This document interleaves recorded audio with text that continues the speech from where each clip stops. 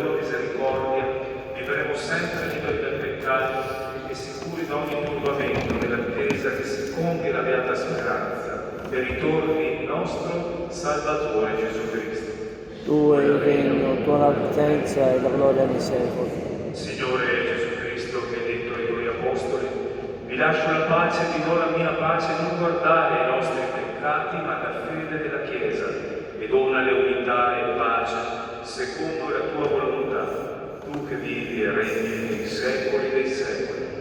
La pace del Signore sia con tutti voi. Scambiamo il dono della pace.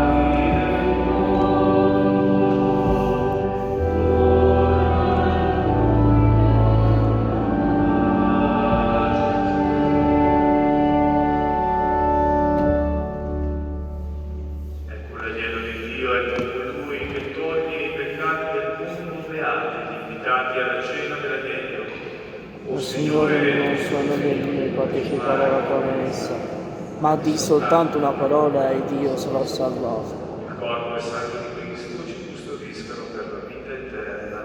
Amen.